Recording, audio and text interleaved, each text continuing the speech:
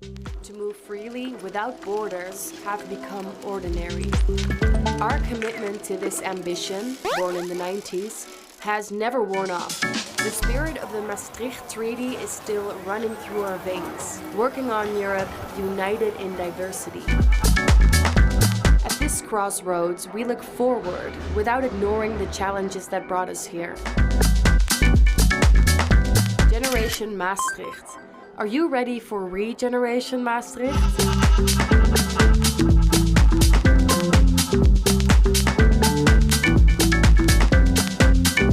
Let's take the future of Europe into our hands.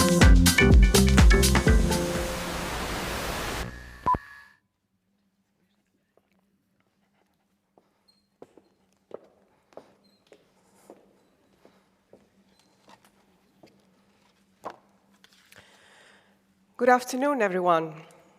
As Rector Magnificus of Maastricht University, it is my pleasure to welcome you all to Maastricht today. This special event is organized by Studio Europa Maastricht, a center of expertise for Europe-related debate and research, part of our university, and a partnership with the province of Limburg and the city of Maastricht. Since 1992, the city has been inextricably linked to Europe as the Maastricht Treaty established the European Union.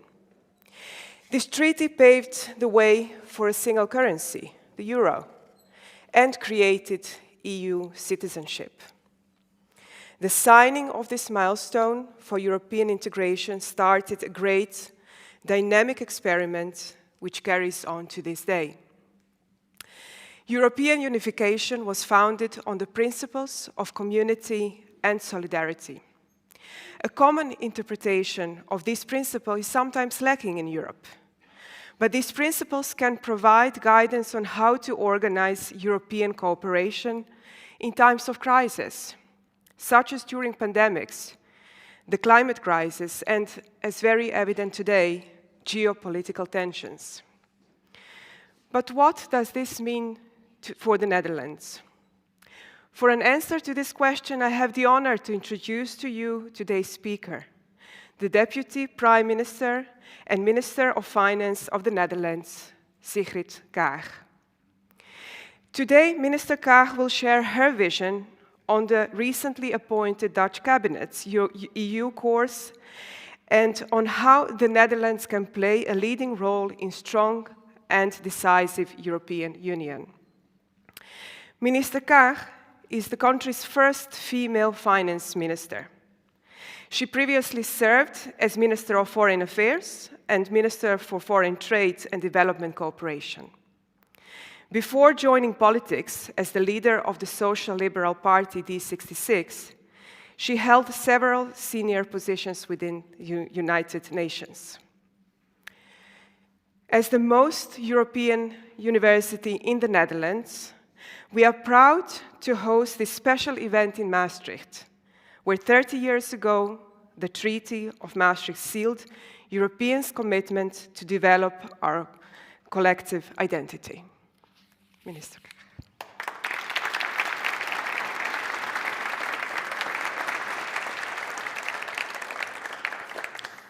Thank you very much, Rector Pamela Habibovic, and host, of course, Mathieu Segers, for the warm welcome and the invitation. Dear students, Madam Mayor, regional councillors, die eigentliche Heimat, die mein Herz sicher wählt, Europa, ist mir verloren, seit es sich zum zweiten Mal selbstmörderisch zerfleischt in Brüderkriege. Even the true home of my heart's desire, Europe, is lost to me after twice tearing itself suicidally to pieces in fratricidal wars. The Austrian writer Stefan Zweig wrote these words at the end of his life. He's someone I've long admired, and he was, it won't surprise some of you, on the syllabus when I was young and I learned German in gymnasium in high school, secondary school in the Netherlands. And he lived at a time of great progress, but also great discord and fatal destruction. He was born in 1881 and he took his own life in 1942. Speaking about the two world wars which he witnessed and lived through, he said, furchtbarsten Niederlage der Vernunft und des wildesten Triumphes der Brutalität innerhalb der Chronik der Zeiten, the most terrible defeat of reason and the most savage triumph of brutality ever chronicled. And he would not live to see that peace. And when I accepted the very kind invitation to speak to you today about European unity, we actually all thought, or maybe made ourselves believe, that war on this continent was very much a thing of the past. The world wars Stefan Zweig lived through seemed like a distant nightmare.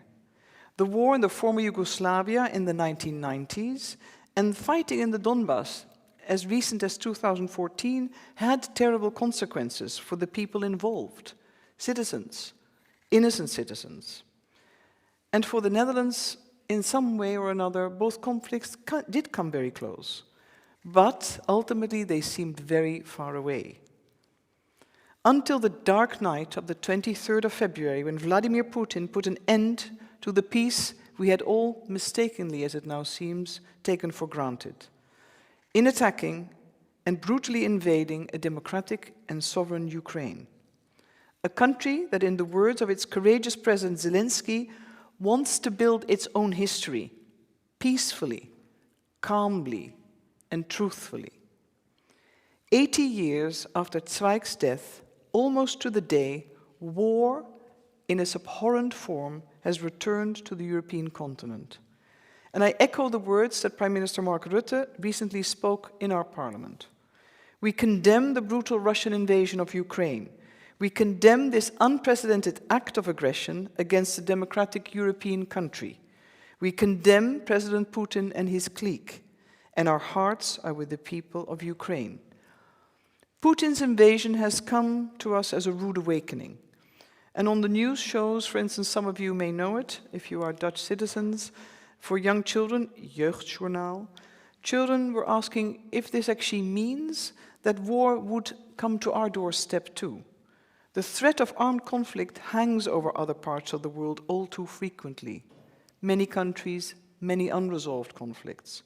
But it's become rare in our corner of the planet.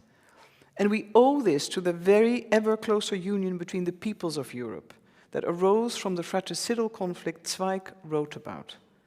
A partnership of peace which this city played a historic role in when the Maastricht Treaty was signed 30 years ago, the birth certificate of our shared European citizenship and, as Minister of Finance, I'd have to add, our single currency.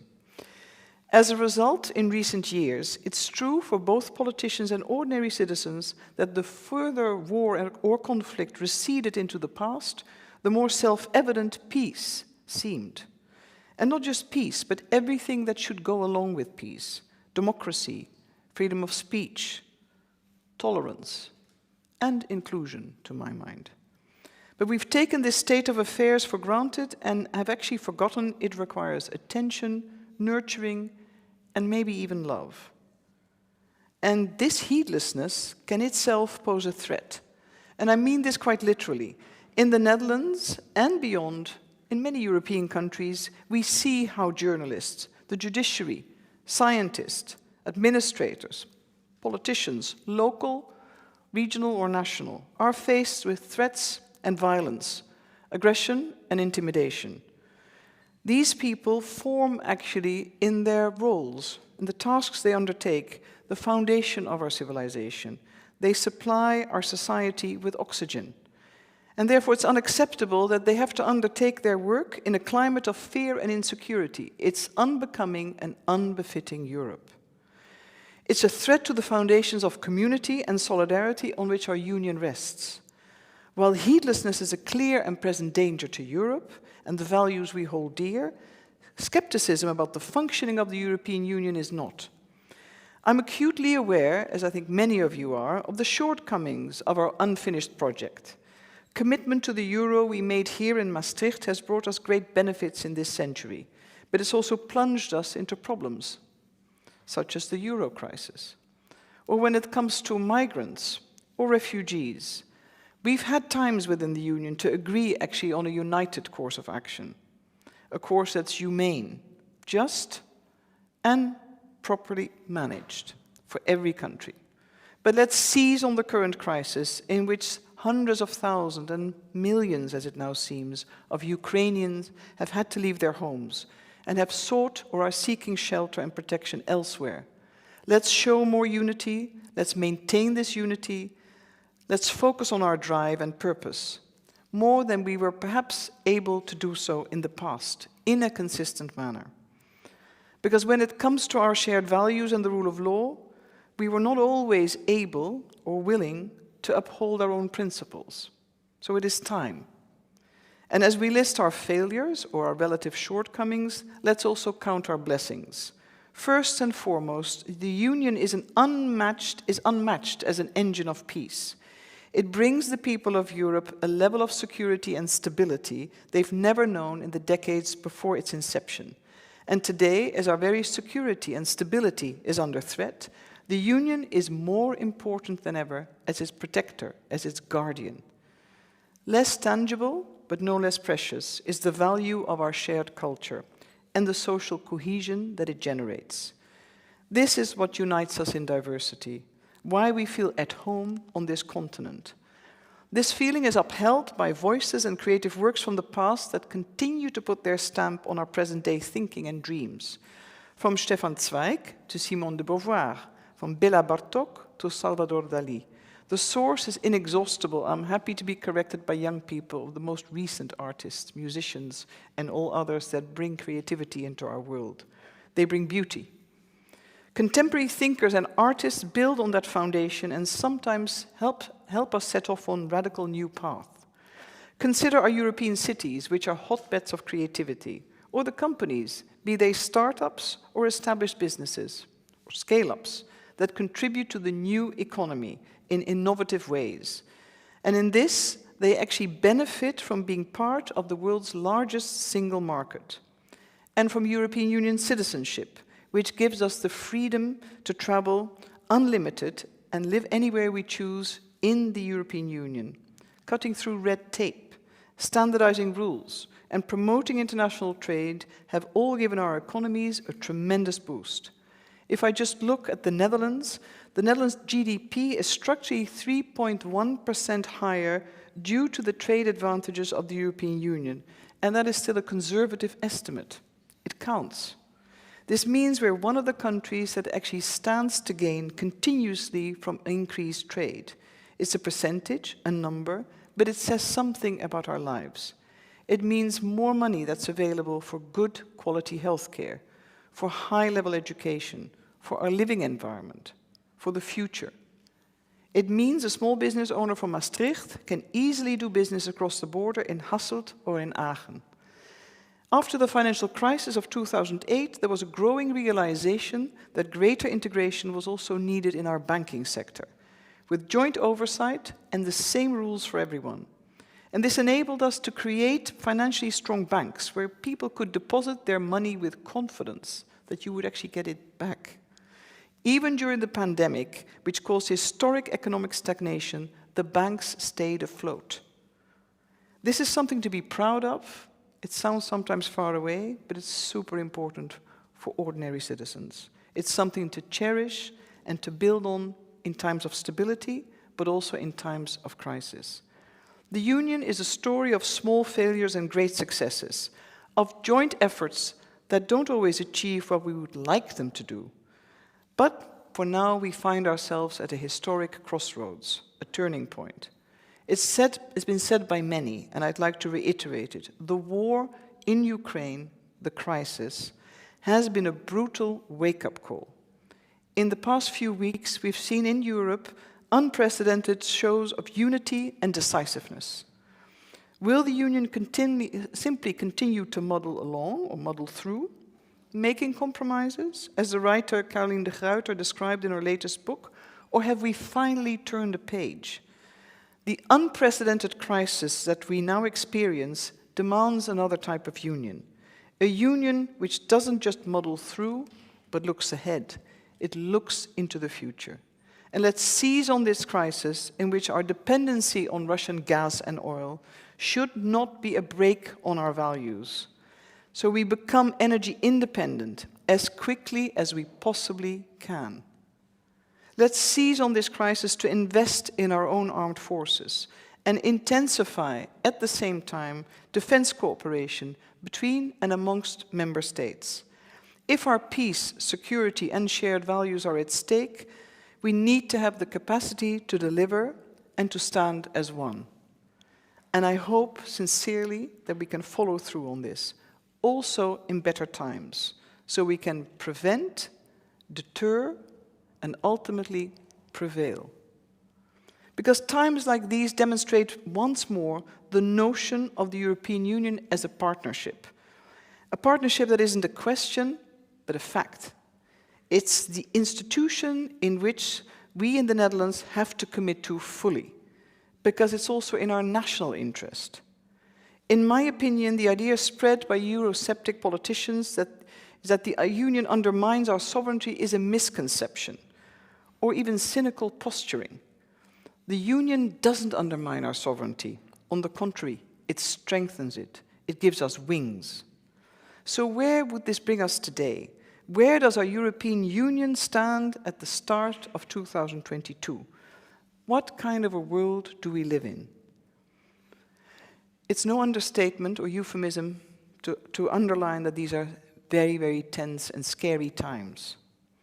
On the eve of Brexit, it seems actually quite a while ago, Mathieu, I don't know if you have the same feeling, he wrote that Europe's vacation from history and politics was over, and that was then. The biggest shock to the European Union then seemed Brexit. Life has not become calmer, on the contrary. The most recent and frightening example, of course, of my statement is the war on our continent, which threatens the security of our citizens. First and foremost in Ukraine, but also beyond. And I am pleased, I am proud, and also relieved to see that the European Union is responding with unprecedented unity, unity of purpose, unity of voice. But also we've lived through, we would almost forget it, through the COVID-19 pandemic. And we could be forgiven for seeming to forget this, but we've only recently come out of it. And we hope we're finally over its peak, but if it has taught us anything, these 2 years of pandemic, these last 2 years, it's taught us that there is no certainty. There is no certainty because we also have the climate crisis, which is an undeniable and inescapable fact, unless we choose to act. All these challenges raise the question even more emphatically, the question, what binds us? What binds us together as member states, as European citizens? What are the issues we need to tackle together? What are the issues we actually want to avoid or actually choose to not collaborate on? First and foremost, what are our values? And how far are we prepared to go in defense, in protection of these very values? Because when the chips are down and the pressure is up, we need to manage to recognize the value, the intrinsic value of this partnership. In an increasingly unstable world, EU member states are not only our neighbors and friends, they are intrinsic partners, and we need to cherish that. So a weighty responsibility lies on the shoulders of this generation of politicians. My generation, but actually I'd like to say your generation, because you are the future. To keep the EU stable and safe, more so than at any other crossroad. The present moment calls for a forceful, credible, pro-Europe, a pro-European stance. And do not confuse or misunderstand me. Being pro-European doesn't mean an attitude of uncritical acceptance of whatever European is perfect. No. We do not do the European project just because by giving it any favors. We don't give it any credibility if we act as if it's perfect, or if it's perfect or has no flaws. But one thing is clear, the present government, and the President referred to it, wants to play a leading role in shaping and furthering a strong and effective and credible European Union. A role that the Netherlands feels actually home in, especially now, because there's so much at stake. But dear students and dear guests, Lysander Gibb, a German student, he's actually at a course in European Public Affairs in Maastricht. He's online, not in the auditorium. He asked me via a video message prior to this speech what the Netherlands' priorities actually are for the EU. particularly in the sphere of finance. But as I see it, there are three. First of all, our geopolitical role, which is connected to our role in the economy and in finance. But in particular respect to the European Union as a community of values, a champion of values and the rule of law. Secondly, of course, financial cooperation, the internal market. And third, last but not least, anything relevant to climate change as the key transnational task of the present. In normal times, my priority as finance minister would be financial stability. And it remains, of course, my primordial concern. But these are not normal times. Europe's main concerns and tasks and challenges lie in the geopolitical arena, because the impact of our choices will affect our economic stability and prosperity, regardless. The images of Kiev, Mariupol, and Kharkiv show a reality that is unfolding just 1,800 kilometers away. The war in Ukraine is testing Europe, and it leaves no room for hesitation. We cannot and will not allow Putin's illegal act of aggression to go unanswered. But first of all, when we talk cooperation, we need to remain united. This means effective political, military, and financial action. And for the first time ever, we've seen a European Union that has supplied another state, a non-European Union state, with defensive materials, with military equipment. This is an unprecedented development, which until recently we would not have considered possible. And the decisiveness which has been shown in these very few weeks needs to be maintained. As a union, we have to be more capable of resolving conflicts on our very own. It will mean that defense expenditure in the various member states will be a hot topic for debate, but I've seen that there is unity around the necessary choices that need to be made. The Netherlands wants to do its part for a stronger European defense partnership, a stronger Europe within NATO. And secondly, we need to use our strength, which lies in the European Union's size as a major economy. And I've often seen this from further afield when I was still Undersecretary General in the United Nations.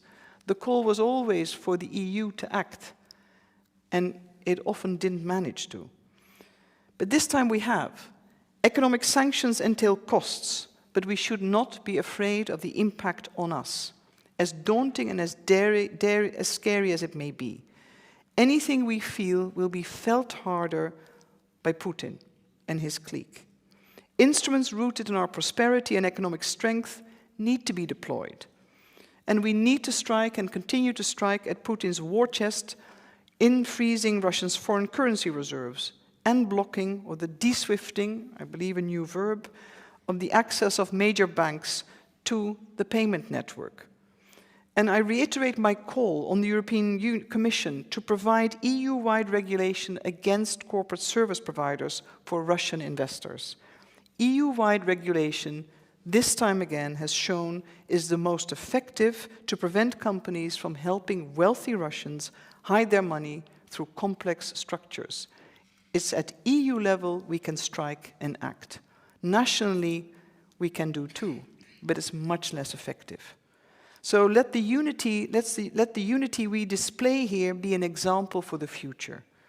We are a major economic power, but we need to dare to exemplify this through the political will at the same time. We can't hide or lean against the United States. We cannot be dependent on China for crucial medical supplies. And we cannot ourselves to be a plaything in the hands of Russia, which has turned its back on the international legal order, the existing European security architecture, and ultimately on the universality of human rights, international law, and the rule of law. We therefore continue to push the abolition of the veto in the case of sanctions, human rights violations, and civilian missions. And finally, if we wish to remain an economic power, which is ultimately necessary as a duty towards our citizens, but also to enhance our ability to exert influence in other areas, we do not want to be overly dependent on other countries. We need to embrace global competition with open arms. Without renouncing our values, we can maintain our unique and autonomous position in the world through smart industrial policy and our very own digital and technological innovations. In order to display unity to the outside world, we need to be united internally, and this requires work. We can talk about and compromise on the Stability and Growth Pact, or question what constitutes a sustainable investment, but that's never the case for our shared values. These are non-negotiable. This is our most important common denominator, the foundations on which our union was built. If we undermine those very foundations, we undermine our very presence, our community. This is why we collectively agreed on this point and enshrining it in the Charter of Fundamental Rights. And if countries fail to adhere or to respect it, they need to be called into account, if necessary with use of the appropriate financial instruments. If the judiciary is not dependent, if legislation infringes on the equality of citizens, or if there is widespread corruption, we need to act to preserve the unity and the quality of the unity of our community, of the European Union. And last month, the European Court of Justice handed down a clear judgment in this matter. We would almost forget. With this judgment, the court recognized that shared values lie at the very foundation of the European Union, and that there can be no mutual trust without this very foundation. In my view, a Europe without this foundation is not a Europe we want. The union can only be effective and can only work if everyone takes part. This brings me to my second priority, our financial stability. It may make us often uncomfortable to talk about money, prosperity, and well-being in the midst of the current political and military crisis, and above all, a crisis of humanity in our very midst on our continent, where people being displaced seek shelter and are suffering war trauma with tremendous insecurity if and when they're able to return home. But we do need to talk about our financial stability, because these are also important issues people worry about. How will the war affect me? How will it affect us? And what's more, if the European Union wants to assert itself in the world, a strong economic and financial basis is a prerequisite. The political response to destabilization is to continue enhancing our existing strength. A Dutch member of parliament drew a few weeks ago my attention to an insightful observation made by Aristotle, centuries and many centuries before the Common Era.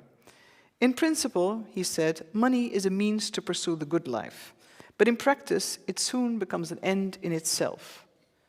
We need to ensure this does not happen. Money is surely a means to enjoy a good life, if you can, and to preserve a bright future for Europeans of today and tomorrow, to make Europe a safe and clean continent which takes care of its people, and to protect citizens from war and aggression, a basic responsibility of any government, but also for people to enjoy equal rights and opportunities. And the euro and the single market have unquestionably brought us a great deal. To me, I think I'm restating it, but the European Union is about shared values which are more important than the market. But having the world's biggest single market helps us to ensure we can live in prosperity and comfort, welfare and well-being. This is particularly important to the Netherlands with an open economy based on fair and increasingly sustainable trade. But there are still people who question the use of the euro. They actually undermine and underestimate how much the euro actually benefits us. The euro makes it cheaper, easier and safer to trade within the eurozone, and above all with the rest of the world. Withdrawing from the euro would actually mean we give up a lot in terms of well-being, our prosperity now, and definitely in the future. And what's more, in international terms, the euro is a much stronger and more influential currency than the guilder would ever be. But unrest in the world is also affecting our economy, and that may be the understatement today if we look at gas prices, oil prices, and macroeconomic outlooks. But after a long period of low inflation and low interest rates, these indicators are still on the rise. It affects people's purchasing power. It makes people anxious and concerned. And countries are seeing their national debts increase, not knowing if and how the conflict in Ukraine will end. The war itself only makes matters worse, and we have to be honest about this. We live in very uncertain times. Higher energy prices are hitting people in their pockets. They also eat away in corporate profits. The impact of sanctions and possibly further retaliatory measures will be felt by our own citizens, as well as businesses across the continent.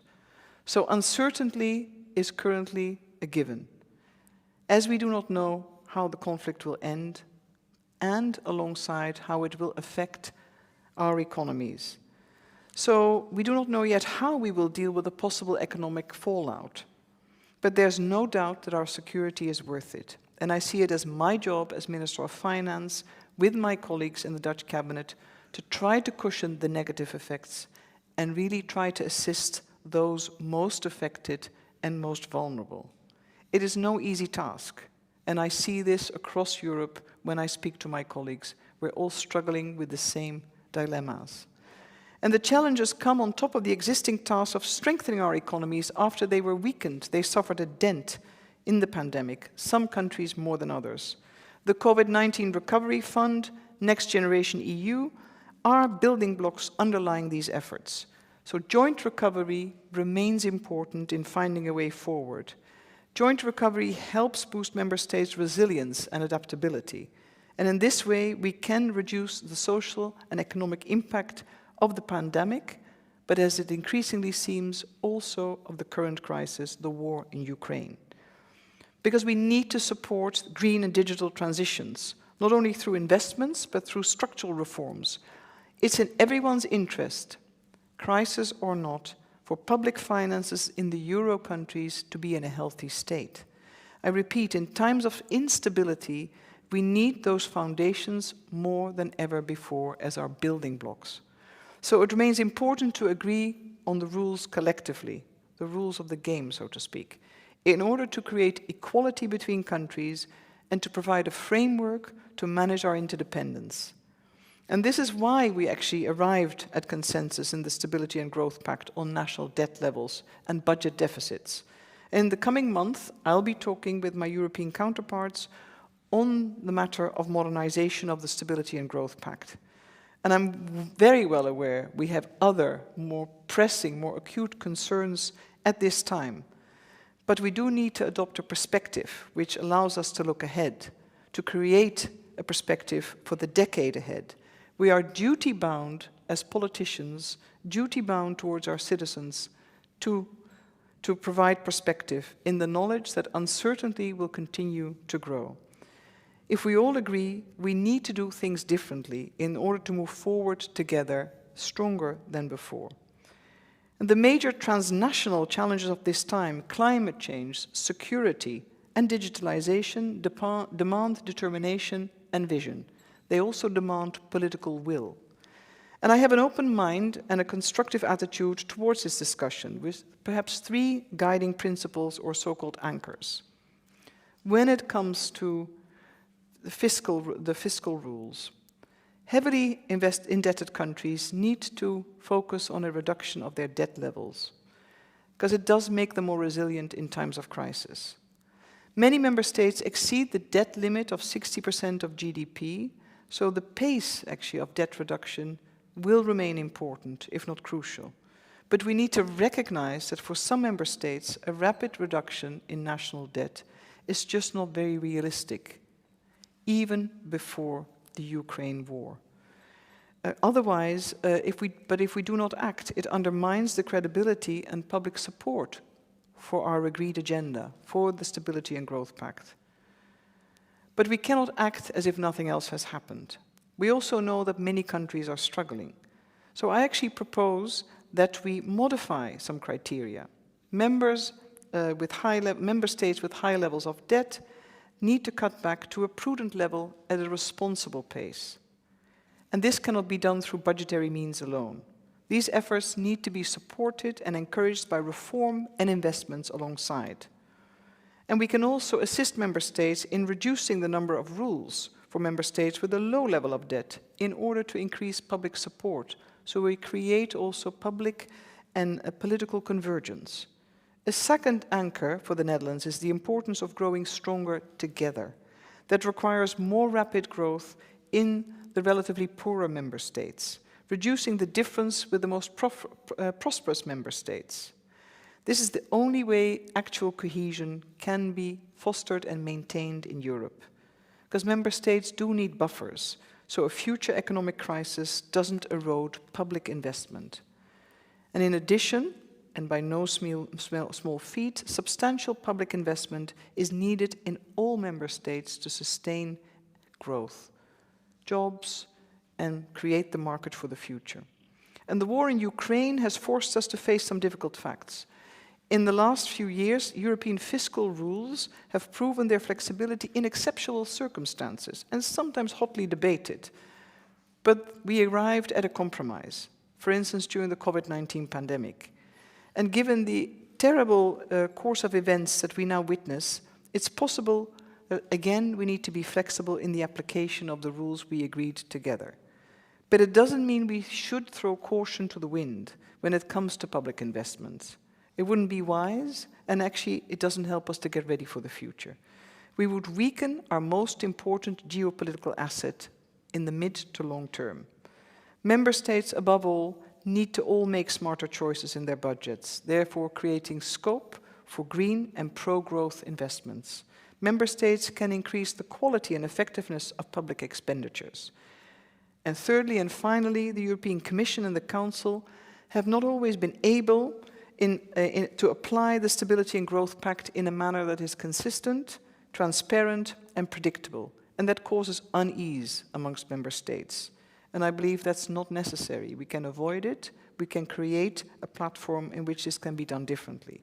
This is why modernization needs to be accompanied by a better protection and alignment with the rules, better compliance.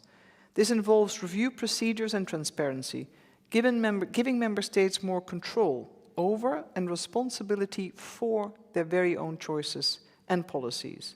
One option, in my view, is to allow countries to draw up their own debt plans to reduce debts, make investments and implement reforms. Accountability is a big responsibility. But these plans then need to be reviewed in a transparent manner, possibly through the inclusion of more automatic steps in the Stability and Growth Pact itself, if the norms are exceeded. The review can also be decoupled from the political process within the Commission and the Council and carried out by an independent body. This creates greater belief and trust, perhaps in the decisions and the outcomes, particularly when there is deviation. This would contribute to equal treatment of member states, but ultimately, in the discussions, these are political choices by member states if we arrive at an agreement.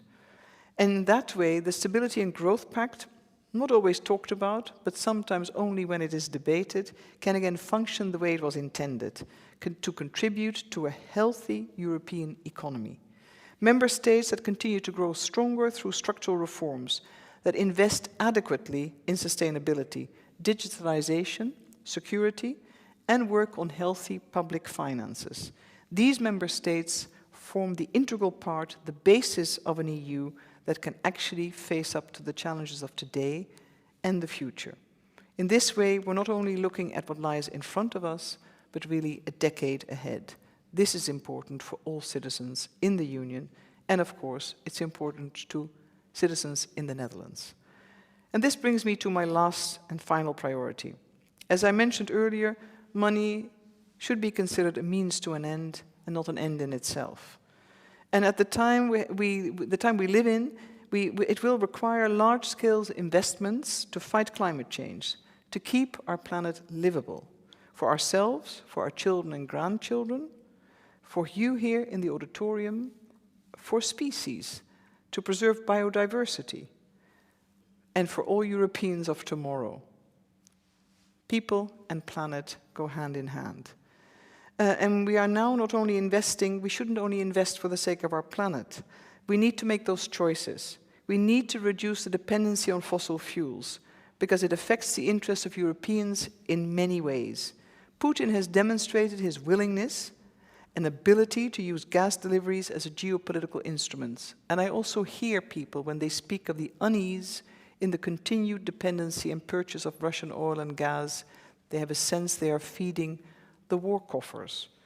But we rely on Russia within the EU for no less than 40% of our gas imports. We need to reduce these imports as soon as possible. Besides helping to bring about a cleaner world, investing in renewable energy also contributes to a world where energy is a source of progress rather than tension. And there will be costs, but the benefits will be far greater. And I think here in Limburg, you understand that better than the people perhaps living in the Randstad conurbation. Last summer's terrible floods in the region demonstrated that the climate change crisis is a problem that takes no notice, as we already knew, of national boundaries. But I believe many of us perhaps thought the climate crisis affects many countries very far away. So it's come home and it's been hard-hitting to see also its effects here in Limburg and neighboring countries. In neighboring countries, over 200 people died in natural disasters of a sort we've become unaccustomed to in recent decades, or at least in our part of the world. But sadly, as I just mentioned, in other parts of the world, the destructive power of nature is already very much a regular part of people's lives. It causes poverty, destruction. It also forces migration. In the early 1990s, our predecessors concluded the Maastricht Treaty, laying a key foundation of our lives today. Roughly between then and now, scientists tell us that around in that time, 28 billion tons of ice have melted. To put this in perspective, it's approximately 28 times the size of Mount Everest. I wish I could speak to some Dutch mountains. I know we have them here, but we're a bit short there on examples. But a silent disaster has been taking place around us, and we've been ignoring it for too long. The climate crisis is an existential crisis. And reading the latest report released by the Intergovernmental Panel on Climate Change makes for yet again a sobering experience. Climate change is irrevocably harming the natural world. Species are going extinct, and corals will die off and not return. Food security is on the decline. The number of deaths due to high temperatures is on the rise, and people are being forced to flee their homes, and I just mentioned it. So it's time, and time is of the essence, to take serious action at scale, because the source of all of this is us. We need to change our behavior. And by we, I certainly don't mean individual members in society. I mean governments, private sector, public sector. We need to invest, we need to take the right course of action. We need to determine the right policy options. And we're not short of knowledge. The facts are there and the instruments are available. So I'm glad, and I believe many of you are also relieved probably, that the European Commission has early on recognized this and demonstrated continuously a high level of ambition. A 55% reduction in CO2 emissions by 2030 compared with 1990. In the period ahead, 30% of the European budget will be devoted to climate-relevant expenses, around 550 billion euros.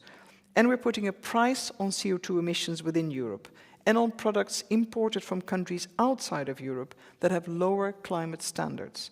And the Netherlands fully supports the ambition shown by the Commission. And to underscore this, we would like to be and remain a leader of the pack in Europe. We're going beyond the ambitions of the Commission by aiming for a 60% real-time reduction by 2030, an 80% reduction by 2040, and full climate neutrality by 2050. And as Minister of Finance, I'd like to underscore that the financial sector has a key role to play in all of this. Financial flows drive the economy. Choosing to finance sustainable initiatives over pollution or polluting initiatives will have a major impact. In my view, the financial sector's current commitment is only the starting point for necessary progress towards sustainability. And I would therefore call on the sector to continue to take the steps necessary and act as a role model for many others. Finance is central to all of our efforts. A decisive factor in making a successful transition to sustainability is an agreement on actually what counts and what doesn't count as a green investment. It's done, as you know, through the sustainable taxonomy, aiming to prevent so-called greenwashing of investments. But if we want to meet the Paris climate goals, and obviously it's not a matter whether we want to, we need to, natural gas cannot be part of the equation, in the Netherlands' view. And the war in Ukraine, and I believe the announcement by the European Commission today to accelerate a reduction and an end to our dependency on Russian gas will be, in this case, I cannot call it a blessing in disguise, but an important decision that has both geopolitical merit as well as climate benefits. So, dear students, let me be clear. The Netherlands' future is and always will be European. Stefan Zweig is a voice from our past. Zwischen unserem Heute, unserem Gestern und Vorgestern sind alle Brücken abgebrochen, he wrote. All the bridges are broken between today, yesterday, and the day before. Bridges demolished by the period in which he lived. His European voice still resonates 80 years after his death, and cruelly so at a time in which war seems closer than ever. A time which is not far from here. Bridges are literally being demolished, bombed, houses destroyed, lives ruined. The Dutch writer Lisa Veda has Ukrainian roots. She wrote a wonderful book about her grandmother, Alexandra, about her family in Donbass that tried, against all odds, to build a life for themselves on their native soil. Against all odds, because those in power were fighting over, and I quote, their land in which their dead were buried and where their children grew up. Now Lisa lies awake at night, fearful for her family. For us, this war is closer than ever. For Lisa Veda, her relatives, her Ukrainian compatriots of her family, it has entered their lives. It's not only borders and democracy that are at stake, but people like her family who simply, and I quote, want to stay in their own homes and live their own lives.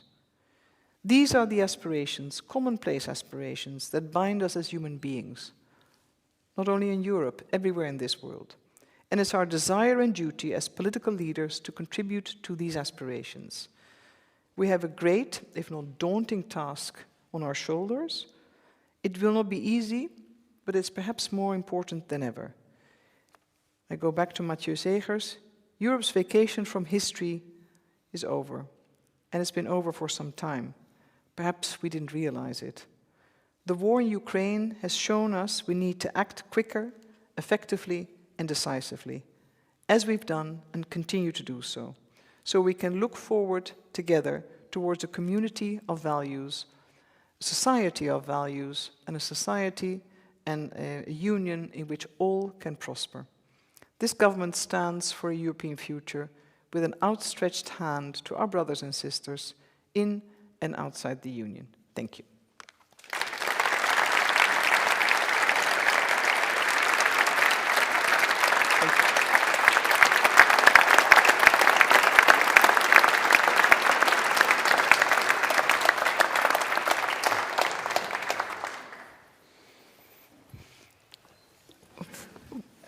Thank you very much for this very rich speech, dear Minister. My name is Mathieu Segers. I will start the conversation today, building upon the speech you just gave. But first of all, I want to thank you for being here and welcome you. It's an honor and also a pleasure to welcome you here in Maastricht, 30 years after the signing of the Maastricht Treaty. But as you underlined in your own speech very clearly, we are meeting against a backdrop of a pitch black current state of affairs in Europe, war in Europe. And I think we should open the conversation with this current state of affairs. It was 5 years ago that Federica Mogherini, then the High Representative of Foreign Affairs within the European Union, was here to give a speech on the occasion of the 25th anniversary of the Treaty of Maastricht. And she then said to me, the Treaty of Maastricht was a true revolution in European politics. Because, and I quote her, it was the first time in the history of the world that an entire continent made building peace the common aspiration for the future.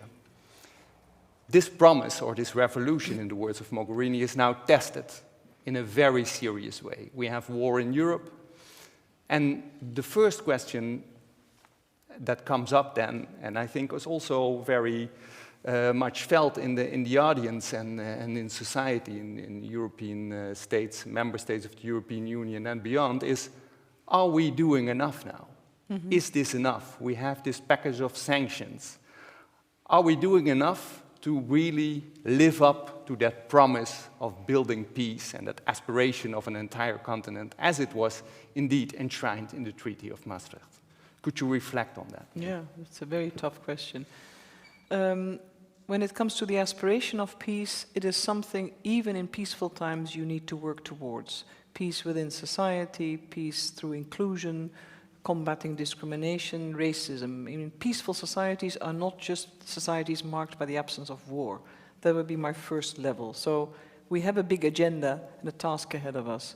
Now, the war in Ukraine has actually presented us with, I think, existential challenges to peace and security and stability in the Union, but it's also a moral question. And that's, I think, the heart of your question. Are we doing enough for fellow Europeans? Yes. And I think we are going as far as we can without indirectly or through the risk of error engaging or broadening the area of conflict. And that's, of course, a deep concern by all. We are united and firm politically within the EU, with the Americans, with Canada, EU and NATO. We've provided, of course, significant humanitarian support. Much more will be needed. We provide military equipment, an unknown before. Mm-hmm. But it will be in relation to the legitimate demands for self-defense by Ukraine. We are shielding through NATO, of course, the borders of the alliance. But it's been very clear, and I think all NATO, all leaders, also our Prime Minister has said, we will not be part of the war. And I think that's the moral question that I feel with citizens. They're worried about a spillover. At the same time, they are concerned if this is enough and how long the suffering of the people of Ukraine and the commensurate risks that may occur and continue to remain, how we can tackle that. Sanctions is a very big argument, a very big stick. And I think we shouldn't underestimate it. The fact that we've frozen the central bank assets of Putin and his clique is a big blow. However, by all estimates, he can still last a bit longer. Mm-hmm. And I think that causes not only unease, it's too polite a word. It makes us, it makes you feel unwell almost, to think that this is the instrument you use, and yet there is no end yet to the conflict. And but we also need to focus on any option to de-escalate. Mm-hmm. So it's very uncomfortable, but there's no easy answer. Maybe a follow-up question. What we see, for instance, President Zelensky asking from the West is not only sanctions, but more. Yeah. More movement on the political front, on the geopolitical front. But also, for instance, asking for membership of the European Union. The European Commission, in the person of President Ursula von der Leyen, was relatively forthcoming in reaction to that first question, which was also a question in a broader context to the multilateralism of the post-war era, to which Zelensky directly asked, help me with the multilateralism that brought stability in your part of the world. I need that too. And the most obvious thing I can think of is membership of the European Union. Then there was this reaction of Ursula von der Leyen, and then, of course, now it's on the table somehow. What is the take of the Dutch finance minister on this very tricky political issue? Well, there's no sort of minister of A or minister of B. There's a cabinet position, and that's been reflected by the Prime Minister. And I think his answer is a fair one. It says, let's tackle the current crisis. Mm-hmm. Let's always explore ways in which we can further and foster cooperation and the partnership with Ukraine, as well as with other countries that are deeply affected also as a corollary by the crisis. But this is now not the answer to end the war. So there's more needed to be an aspiring member. But of course the question, the ask is clearly on the table. I believe a process will then be started. But I think our collective priority is to end the war, to restore sovereignty of Ukraine, to look at the needs of the country, to stabilize it macroeconomically. We, for instance, fast-forwarded guarantees to the economy through the World Bank, to make sure that there's not a total economic collapse either, alongside, of course, the need to end the suffering of the people of Ukraine. All these matters need to be discussed in due course. If this were to be the total answer, maybe there would be a different response. Yeah. But I don't think it will impress President Putin right now. No. You are a very experienced diplomat. You have a long track record in international affairs, especially in the diplomatic realm. This is a very, very challenging crisis for European diplomacy. One of the main players at this moment who still seems to be in contact somehow with President Putin is Emmanuel Macron, the President of France. You are traveling to Paris tomorrow, if I understood correctly. With the government delegation. With the government of the Netherlands, with the Prime Minister and some the most involved... Minister of Foreign Affairs, Minister of Defense. Yeah, the most involved ministers, so the Minister of Foreign Affairs also there. But you will be also part of that delegation of the Dutch government.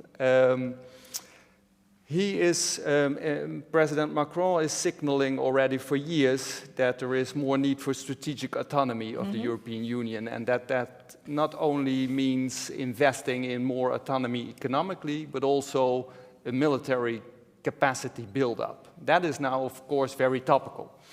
He has some proposals on the table. For instance, a new fund next to the Next Generation EU Pandemic Fund. There should now be something like Repower EU, I think, is the buzzword that is put on that plan. That's the energy fund, that's the energy fund. But there should also be a defense fund or something. Yeah. That is at least what he is suggesting. Would that be something to invest in now collectively, or are we doing enough already on the defense front with different key member states like the Germans, for instance, heightening their budget with 100 billion euros? Or should we go with yet another fund to finance the defense? I'm not quite sure if ambitions? finance ministers, if they have slight allergic reactions when there's too many funds. I'm not sure. We also established 2 funds in the Netherlands, climate funds and the combat the nitrogen crisis. I think there are three matters. How do you establish sort of the Stability and Growth Pact, so make your rules of the game for the future? The discussion on so-called the green golden rule. Should you exclude green investments from your deficit procedures? And of course now a country such as Poland has already in recent years said, well, we need defense spending to be recognized and it should be sort of off budget. I'm a little bit hesitant on this approach. I think we need to decide what is the what. We need to agree on our ambition. We need to, for defense, we need to look at the capability that's required to be fit for purpose, now but also the future. We need to strengthen the European pillar within NATO. And then, of course, we need to assess with each other what are the means, financial means we need. Later on then, you could discuss. So we have enough instruments already. There are available. So many instruments. The choice is first what's required. It's easy to talk about money, but we're not in a situation where money is looking for ideas. We need to determine the form, and then function will follow. And then we need to always politically discuss about the financing and how we finance it and how we relate this to the sustainability of our debts. It's clear everybody is in agreement on the need to up our defense spending. And we're also in agreement that we need greater European cooperation within NATO, because we cannot always rely on leadership by the Americans. That's neither fair nor appropriate if we want to be a real player on the world stage. We can do that together with the Americans in NATO. And then the next steps are, how would you finance this? We're also having this national debate. Now, all these other avenues, it's true, we're living in very tricky times. At the same time, it's paradoxical. In the greatest of crises, you still need to remain very level-headed, very strategic, and not take hasty decisions on every matter which has far-flung consequences. And that's my job, to sort of also state the unpopular, but you need to take stock and look ahead, because everything we decide now, we will feel this many years beyond this crisis. But this crisis has woken us up. It's shown us that we need to accelerate, we need to cooperate better, we need to determine the level of investments, but we also still need to do it in a sound manner, because we can only spend it once. And every country, we north, south, east, west, we all struggle with the same issues. But we are best when we do this together. Very clear. Thank you. I would have loved to ask you more questions, for instance, about your plans for the revision of the Stability and Growth Pact, as also already signaled in the FT article of yesterday. But we only have like 15 minutes left, and I want to open the floor for the audience to ask questions. And I'm looking around to the first question. I think it comes from the left. And we will wait until the microphone is there and then hear what the question is. Yeah, hi everyone. In light of the recent geopolitical developments in Europe, the Netherlands, among many European partners, is reviewing its military expenditures. More expenditures on one domain sometimes can diminish the attention towards other domains, for instance. So my question is, how should we balance the need for increased security without undermining the financial progressivity characterizing the Netherlands in the latest decade in the social domain? Thank you. That's it's an important question. It's a highly political question too, as you may have guessed. But I think the importance is, as I just mentioned, we've all realized, sadly, that we need to do more to up our capability in defense, and we need to finance that. But that requires some thinking. At the same time, if you look at the climate crisis, it's not as if in our ability to resolve future military crises or invest in our deterrence, the climate crisis gets resolved. So it's not an either or. And I think all governments, and ours, is ready to discuss and view how the balance can be maintained. Same is when it comes to the social domain. Of course, we need to keep investing in our level of education to equip young people with the skills and the knowledge to be effective employees or leaders in the market of tomorrow. You cannot withhold that. That we've seen with a lot of dictatorship countries where defense spending is the biggest spending target, and their economy and their human capital, their own people, are left way behind. So I think we have the wisdom and the luxury that we have the means to try to find the right choices and build pathways, which is why the previous question of Mathieu is also very important. And there will be many discussions at the European level. The macroeconomic stabilization that will need to take place in face of this economic crisis that will hit us, or the economic consequences, not crisis, as the fallout from the Ukraine crisis, but particularly high energy and gas prices.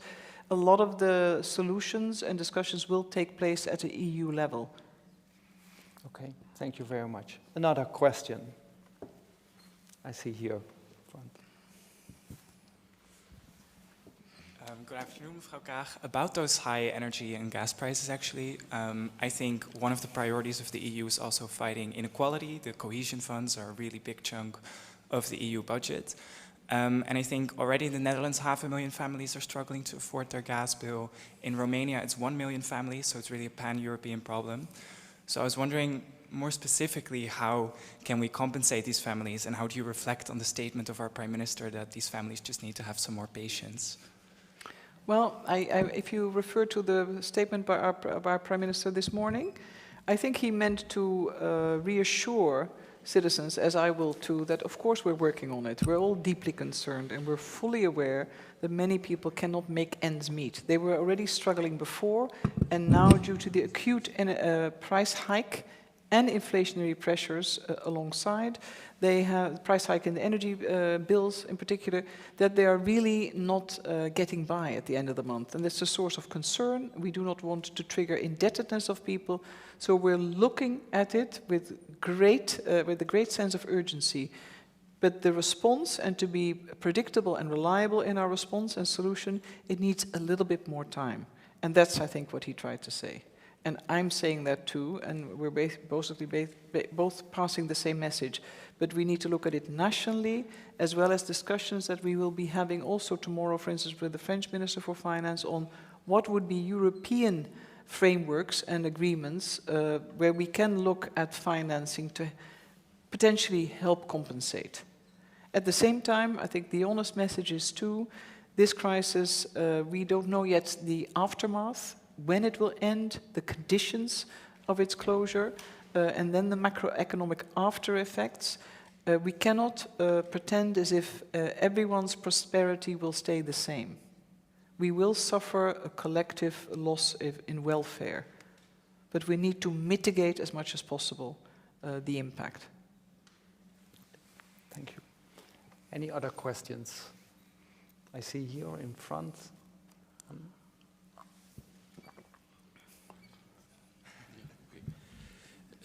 Well, what would or should Europe do if Finland is getting the same treatment as Ukraine? If Finland is not a member of the NATO, and of course it's a different situation, but well, then next question is, and what about Moldavia? But Finland first, please. But I'm going to apply something that I learned from the Prime Minister, because it's an appropriate answer, an als-dan vraag. I think it's a highly dangerous question, and I'm not going to even try to answer it. Of course, it's the serious risks that the Ukraine war entails has also, of course, immediately triggered NATO preparedness positioning around all borders of the alliance. And it's true, Finland is not a member, but let's not engage or let's not make any statements that would not be fully representative of government position. But I know the Prime Minister, Minister Hoekstra and Minister Ollongren are in continuous discussion on all matters of security in Europe. But it is, of course, a very relevant point, as we see in Scandinavia, countries like, for instance, Denmark now, who is a member, of course, of the European Union, but has an opt-out in defense and foreign policy, traditionally because of neutrality. That is the tradition of the country, Denmark, but also of Sweden, for instance. There is a real reconsideration there, and Denmark will have a referendum even on getting rid of this opt-out and becoming a full member of the European Union, also in this domain of foreign and defense. So a lot is moving there in this it's region. all the unintended consequences of decisions by Putin. Yeah. But I think the important part is as well that we've demonstrated exceptional political will on all fronts. We need to sustain this and think it through, and in a calm and reasoned manner also provide for the follow-through. Yeah. That's equally important. Yeah, indeed. It was unimaginable 10 days ago that this would happen in a country like Denmark, for instance. Yeah. Are there any other questions? Yes, here I see.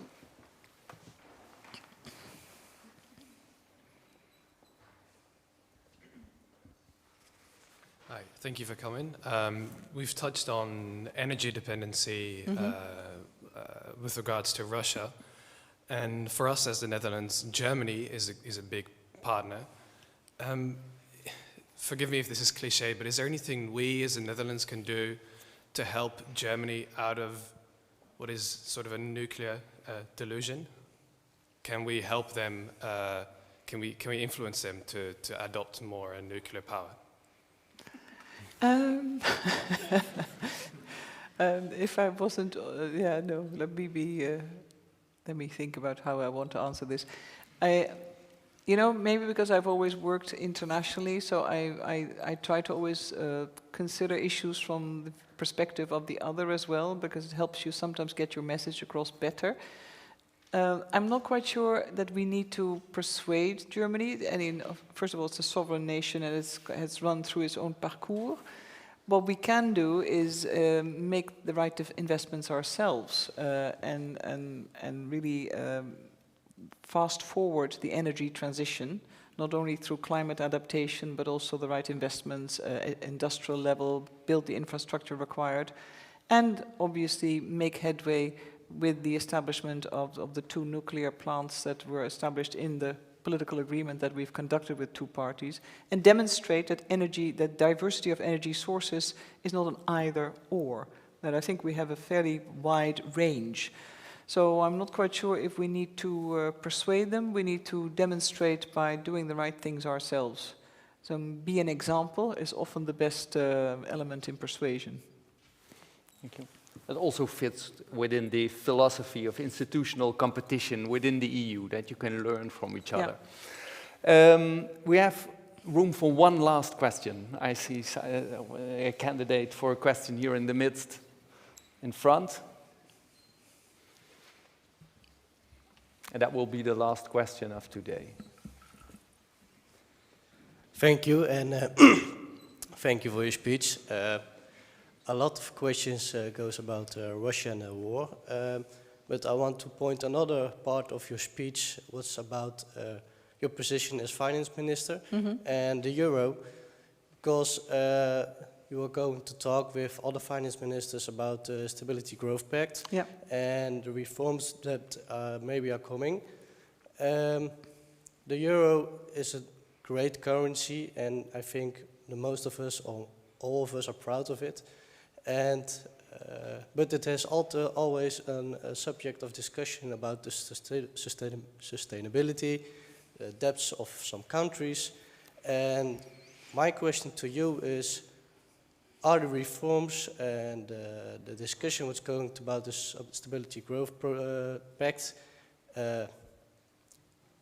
focused on to take that discussion away from the society to make the euro give more trust in euro for all people, and that will help the discussion go away from our society about the sustainability of our euro?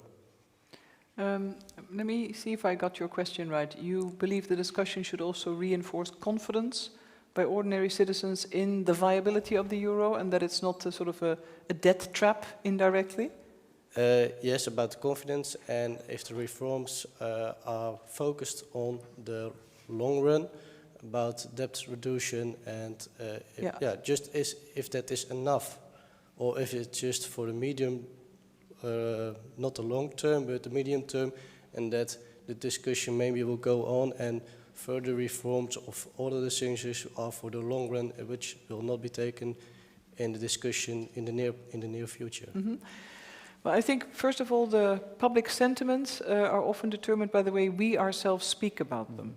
And if we can demonstrate that the Stability and Growth Pact has actually helped us, and obviously I call them the rules of the game, that has provided not only the stability, but also it was an attempt at providing for economic convergence between the member states, that's the element that we need to talk about, as opposed to the levels of debt of others. It's super important, but you'll find now, if you look at the statistics, more and more countries are not necessarily in such a good place at the moment. So it's even more critical that we have this conversation to be ready for the future. When it comes to stability and growth and debt sustainability, we have really marked out the triangle. Yes, debt sustainability, but we need to help countries and find a pathway whereby debt reduction becomes real. At the moment, we've had many situations where we were collectively tough on the language and the expectations, but actually there were so many opt-outs within the complex system that was established that nobody actually had to adhere to it one way or another, and that creates distrust. And then public sentiment becomes increasingly critical and becomes very wary of the risks that a stronger economy or those who are firm on debt may actually be entangled with. And we want to avoid that. We want to build trust, but above all, we want to enable countries to reduce their debts, but be responsible for them. We want compliance, and we want effective oversight. And that's an important conversation. The Commission has indicated that given the fact that we may be, yes, coming out of the pandemic, but entering a new period of crisis, that the escape clause for the Stability Pact may be prolonged for another year. I'm not quite sure if we want to focus all our energy on combating that. We want to focus our energy on getting Stability Growth Pact, 202, that really deals seriously with debt reduction, but also promotes serious investments in climate change, in the digital economy, that in a way aligns with some of the RRF plans and the ambitions that we have for the energy transition as well, and that it enables that. So we end up with economic convergence, but also reforms, because economic growth hasn't happened in many countries, and neither the reforms. And those are two, they should be positive incentives as well. It's not a negative, it's a positive, but it's tough. And we have determined a number of practical steps forward as a Dutch government, which we want to bring to the table and the debate in all humility, because we keep, of course, the anchor of the 3% and the 60%. But no one else is talking about changing that either. Everybody's very clear that it requires not only a change of the treaty, but it's not going to solve the heart of the matter. And so I think it may sound very far away, but the entire discussion on the Stability and Growth Pact, if we look in the bigger realm of Europe, prosperity, welfare and sustainability of our economic models, this instrument is quite central to keep it together and indeed also keep the euro safe. I think that is very true. We will hear a lot about this issue in the coming months and years, and it's crucial for the cohesion of the European Union as a whole. Dear Minister, thank you very much for the time you took to come here to give a very important and rich speech, but also to open up after that speech for a general conversation with us. We are very grateful that you took the time to come here at this very critical moment in European history. And I think I speak on behalf of the complete audience with a warm thank you for this session here in Maastricht. Thank you very much. For your time.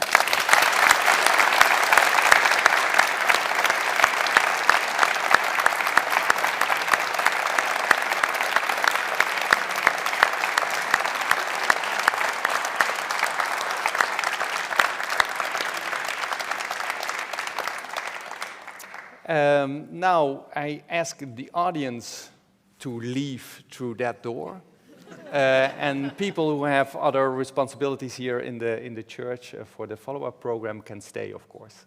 So thank you very much again, and hope to see you in any future event.